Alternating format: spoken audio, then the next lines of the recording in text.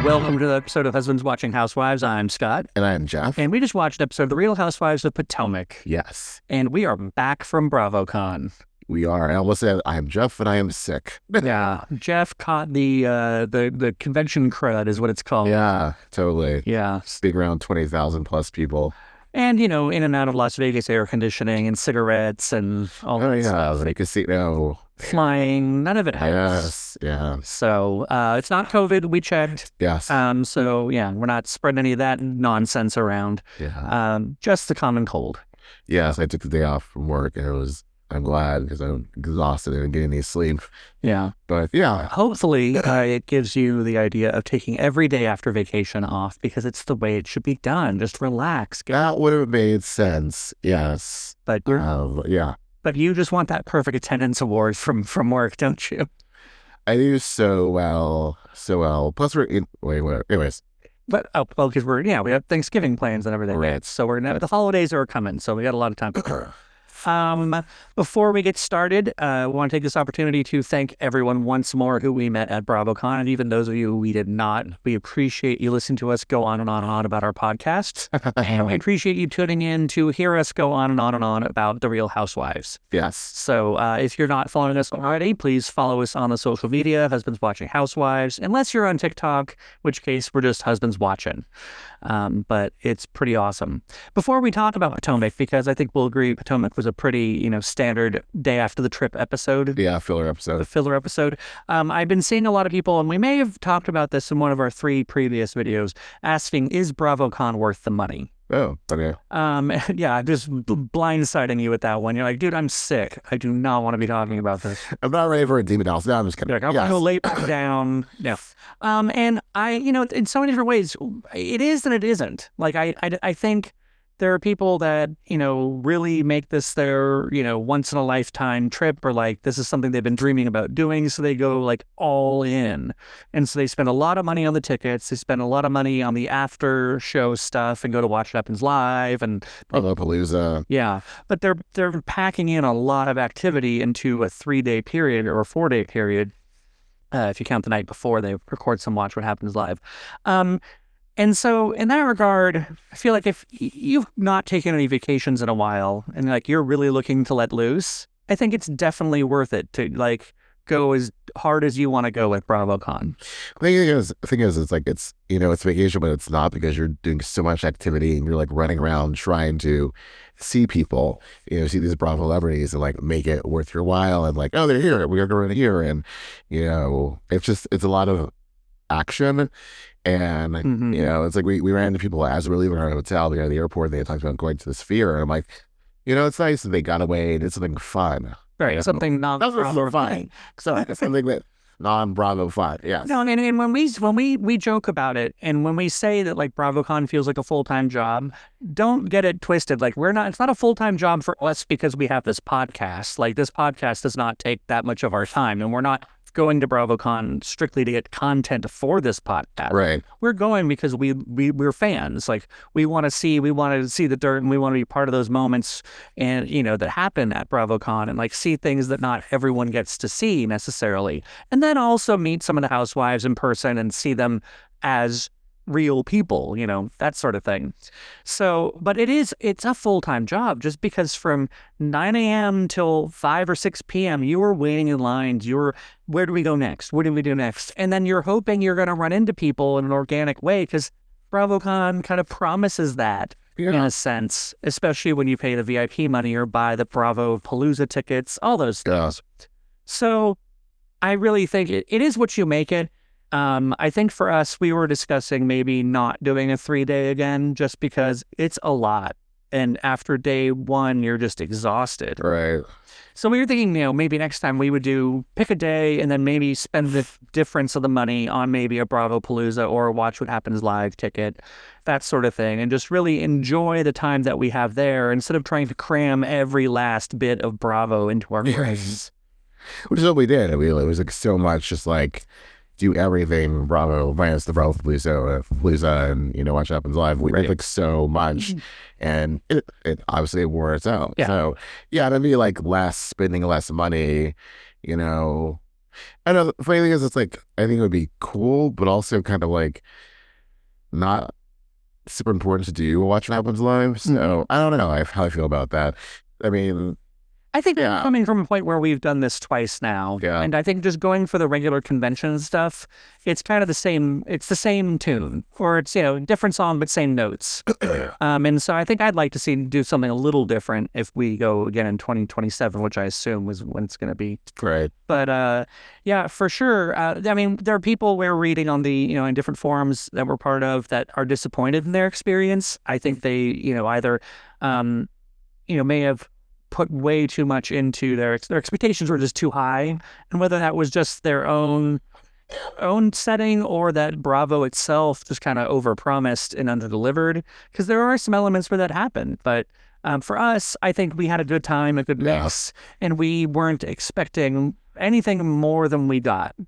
Yeah, even I think like one disappointment, which really was a disappointment, because we still saw her, was when we Erica left before we could get a picture with her. We got that picture, but like not like, a formal picture. Yeah. But I think a lot of people did have experiences.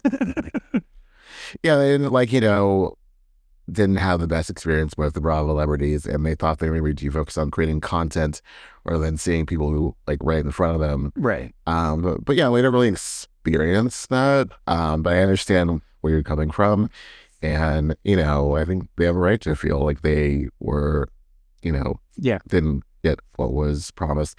It's hard, though, to make a promise to 20,000, 25,000 people. Right. You're not all going to get everything that you want. And it sucks. Yeah. So. And again, I think for us, having gone before was one thing. I think because we did general admission, we were kind of a little disappointed in that. It was still so much fun when we went the first time. But we did VIP the second time just to kind of up the experience a little bit, thinking that we may not go in 2027. But we'll see about that. But anyway, we spent way too much time talking about BravoCon over the last few days, and you guys are probably sick of it. Yeah. So let's get sick of talking about Potomac now. I was telling you that quick. Yeah, sorry. No, not like, no, I'm not saying like wrap it up. As beats here, like what are the women going through? We basically caught up with everyone again. I think I know I'm getting right like not the middle of it, but like we got some Greg and Keiarna moments, which they're going. I was looking at my phone. Sorry. Yeah. But they're going to counseling. It's working for them. I like how he was explaining to the therapist that like, oh, well, we're buying a condo. And so that way, like, we'll have our separate spaces. And then when I'm done with my kids, like, I'll just go over there. And I'm like, I think that's called a love nest. Isn't that just like, hey, I'm going to go see my lady now? And, I think it's great because perhaps what we're not hearing between the lines is that there was some tension between Keiarna and his kids. And like maybe they're you're not my mom situation, and so it could be one of those. I think Gina might relate. You know what I mean? So, but just having issues with the ex and all those sorts of things. I'm really just hitting out of left field there, but it makes sense to me that it could be a reason to have this for a little while. Or maybe it's like Greg being Greg, but. I'm trying to be nice. So that was them. There was Gizelle was flying somewhere to contest her father's will, which was like not totally thrown out, but the judge is gonna make another decision or right. The result of that was the judge didn't throw out her contesting the will, so the judge said there might be something to this. So like usually if that's the case, that like they would just be like, no, this is totally ridiculous, case dismissed, but the judge did not dismiss the case. Right. He did not really side with the, as Gizelle described her, the person who married my father. Yes. So. Or a stepmother? I mean, I told you in the past that kind of thing happened to my family. I think we might have talked about it when that first happened. Yeah. But we'd always suspected that my dad's brother rewrote his father's will right before he died. In one of those situations where, you're, especially with cancer or, things that are really, aggressive diseases, you just, you don't know what you're signing and, it might be your signature. But so, I mean, it happens a lot more than I think people realize. And, it's one of those things where, like, especially when it comes to parents and things, I have no reason to, like, think I would think Gizelle would make crap up about another Housewives, but I wouldn't think that she'd just be like money grubbing and making it up. I think that this sort of thing has to be rooted in so much truth, or else why would you go through years and years of legal battles over it? Right, I agree. So that was her. And Tia, we saw her interact with her kids had a birthday party while she was gone. Blah blah blah. We saw her mother for a second. Right. Her kid, we saw the happy birthdays being sung to her kid when they were in Nevis. And her daughter looked really, really, really excited. Oh, excited. A bunch of... excited as I was old women. In her mind. In her mind, yeah. She's excited as I think she was 16. As excited as I was to watch the whole scene. Yeah. Moving on. We had Angel and her sister. Talking shit. Mad about shit. Giselle's neck and like Wendy's before and after look. But I mean, I think that what they were getting at is that like these women filter the hell out of their photos too. And so like, don't be calling me a catfish if you're going to be flying everything there. I like that, Angel's sister was just like, yeah, if this happened to me, I would never forgive them, basically. Yeah. I understand that thought process. I do wish that Angel would say this to their faces and be like, you pissed me off, get like, go to hell. Yeah. I wonder if there is a of like discussing social media and like what people like do. Is that like fourth wall breaking? And as a new housewife, do you feel nervous about like pissing off the producer by doing that? I don't think it's not that. It's like, you're not talking to a blogger. Which is like, true. This is true. It was just dumb to begin with. Like, oh, you use filters. Or it's like, you're searching, but we already... Backing up to BravoCon for a tiny half second, I did like that there was a lot of effort made during the course of BravoCon to stop calling them bloggers. Yeah. It's like, let's just call them content creators or podcasters, or just like, let's find a more modern term for what these people are, And then also it was interesting because there's a whole press section at BravoCon, and not half the people, but some of the people in there are the type of people that might be participating in reporting the news of Bravo. Right. Yeah. So it's just interesting. But yeah, I'm all for finding a new name like content creator or... I think it's the way my name. Yes. Yeah. The other thing was Stacey launching her thing. Shio. And also revealing to the audience that, well, we just did a genetic test and found out that we're we have a significant Nigerian heritage. I'm 100% that Nigerian. I was like, I don't know, like, as much as she's being accused of copycatting, she's really leaning into the fact of like, I'm going to just hold a mirror up to Wendy and myself and make sure that we match as many ways as possible. Like she seems... I want the octopus. I want the... Yes, I want the red dress. I want the Branzino. You and I are going to get Branzino sometime, even though we pretty much don't like seafood. And I think we may be disappointed in it. Yeah. I think Branzino also has like, it's one of those things like jambalaya where there's every piece of seafood in there and you're just like, I don't need this much seafood. No. But anyway. What I liked about that scene was that when she told Wendy about the Shio, that Wendy was like, in her confession, like, this is ridiculous. Like, single black female. But she didn't like, she's like, whatever. It's just Stacey being Stacey. I'm not threatened. Even Stacey said, I'm not trying to... Right. Take anything away from you. There's enough room for both of us in the market. She wasn't shading Wendy like Karen did when she came out with her 3-wick candle. Right. Although I forgot Karen's explanation was a 3-wick candle, it's for a larger space. The other candle's for just a small room, like a powder room. What I thought was awkward was when she, for whatever reason, they included the FaceTime with Ashley, where Ashley was either like glitching or... was just like, had nothing to say. I don't understand why she's so mad about like, it's not, go focus on your GNA. Yeah. Okay. This is not, you don't do Happy Eddie. You don't do Shio.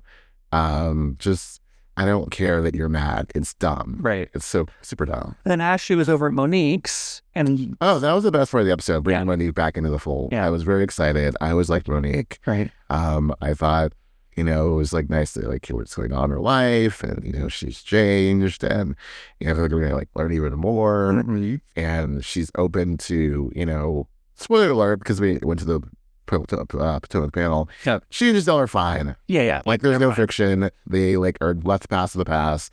They're moving forward. Same with Wendy. She was like one of the first to like reach out to Wendy when Wendy got arrested. So yeah, she's okay. We don't know about her and Stacey. But I don't think there's anything there either. I remember much there because even from the panel, they made it seem like she was trying to be helpful. Like, no, that was Angel she was trying to be helpful with. Anyway. Who wasn't really into it. Yeah, I think that it's funny that Ashley was like, I'm not going to tell Monique about this whole Chris Samuels thing.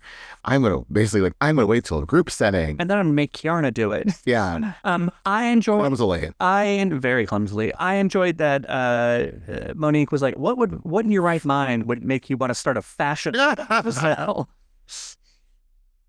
And even Ashley then couldn't even be like, girl, I know. But Ashley was like, no, Giselle's always, been a fine, she's dressed okay. No. That's my ride or die. Yeah. Yeah. No thanks. Oh, no, the best line, flipping back to like Wendy and Stacey, was when they were talking about Ashley doing Pride, and Wendy said, the gays deserve better.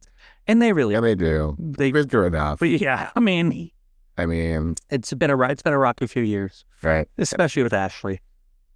Then they get to Pride.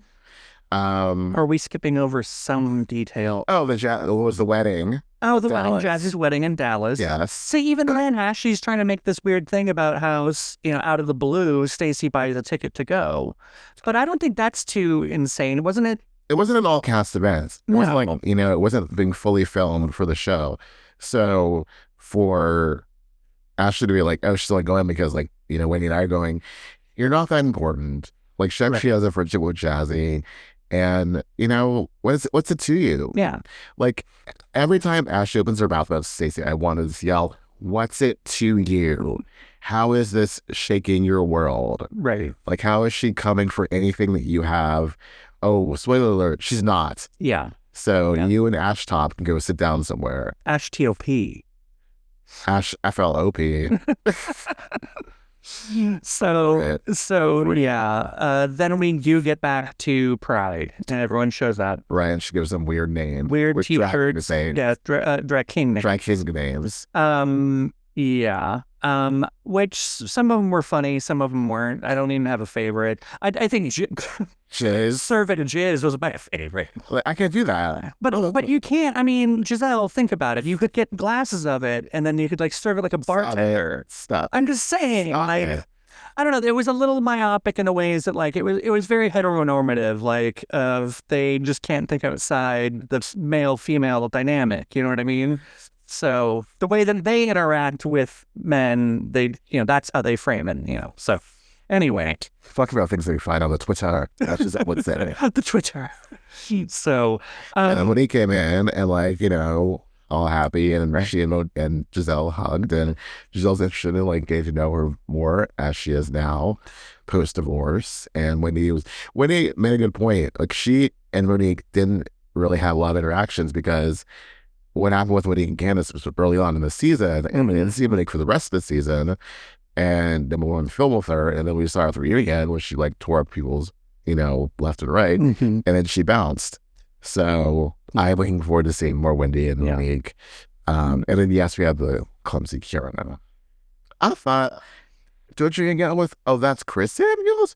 Oopsie. Yes, that was really ridiculous. What you were saying though about Monique, you're saying you were 10 times happier for welcome Monique back over any of the other recent returns on the other franchises, like Gretchen, I mean, duh, and then even Alexis. And your reasoning was Monique didn't come in with an agenda. Monique was just like, I'm coming back. I'm open to it. I said no all these years, but let's see. I'll come back. And she wasn't like, I'm going to get Gizelle. I'm going to get Wendy or get anybody. She's like, here I am. I'm coming back. Whereas the other two, and I love Alexis, as I pointed out, but she didn't come in with an agenda to hurt Shannon as Shannon thought. She came in with an agenda to defend John Jansen and made that her all being, from day one. And it wasn't about her. Same with Gretchen. She's made her whole thing about Tamara. So Potomac is doing a better job of bringing back, past Housewives than OC ever could. Well, at least, until next year. Until next year. And yes. Well, Vicky's a whole different. Vicky is a whole thing in itself. Yeah, she's a standalone. Yeah.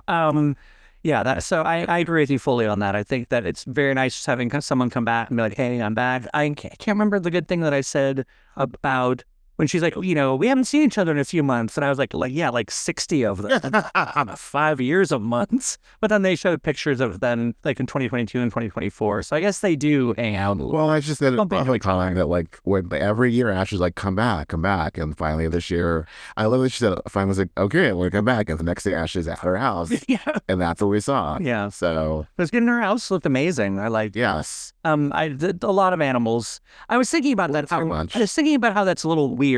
But if you have kids, I mean, it's good. Kids would like to have, maybe not birds, but she seemed to have some terrariums with like lizards and things. And if you have boys, I'm sure that they would love to have a lizard. Even girls, like lizards. Yeah, but historically, just think of greasy grinding gopher guts, those sort of things. That's what little boys are made of.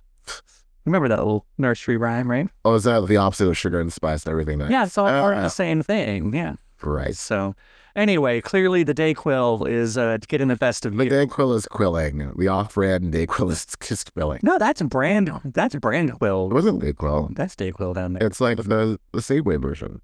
Oh, you took the old stuff, not the stuff we had. Oh, right. Yeah. I want to run the course of the old stuff. Yeah. Jeff's very keen on expiration dates. Wants to make sure we don't let the Dayquil expire. Before December 2026. Yes.